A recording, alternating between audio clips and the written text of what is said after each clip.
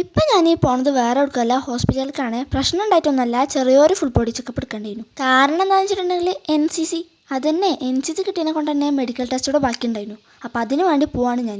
ഒറ്റക്കല്ല പോണത്, എൻ്റെ കൂടെ എൻ്റെ അമ്മച്ചിയുണ്ട്, പിന്നെ എൻ്റെ ഫ്രണ്ടും ഉണ്ട്, ഫ്രണ്ടിൻ്റെ അമ്മച്ചും. അങ്ങനെ ഞങ്ങൾ 4 ആളും കൂടെ കൂടിയുള്ള ഒരു സമ്മേളന യാത്ര തന്നെയായിരുന്നു അത്.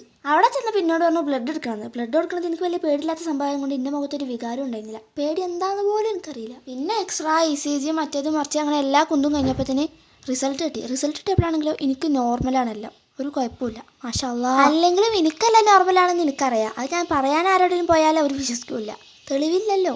അതുകൊണ്ടാണ് ഞാൻ ഈ കുന്തത്തിന് വന്നത്. ഫുൾ ബോഡി ചെക്കപ്പ് ഒക്കെ കഴിഞ്ഞപ്പോൾ ഞാനൊക്കെ ക്ഷീണിച്ചു. അതുകൊണ്ട് തന്നെ ഒരു ബിങ്കോയും ബിരിയാണി സത്യം പറയാലോ അടിപൊളി ബിരിയാണി ആയിരുന്നത്. നല്ല മസാല ചിക്കൻ പീസ് എല്ലാം അടിപൊളി. ഇനിയിപ്പോൾ അത് നിങ്ങൾ ഈ ബിരിയാണി എവിടെ നിന്നോട് ചോദിക്കുകയാണെങ്കിൽ ഞാൻ പറയും എനിക്കറിയില്ല. കാരണം എന്താണെന്ന് വെച്ചിട്ടുണ്ടെങ്കിൽ ഞങ്ങൾക്ക് ആർക്കും അറിയാത്തൊരു മുക്കത്തെ റെസ്റ്റോറൻറ്റിൽ നിന്നാണ് ഈ ബിരിയാണി കാണിച്ചത്.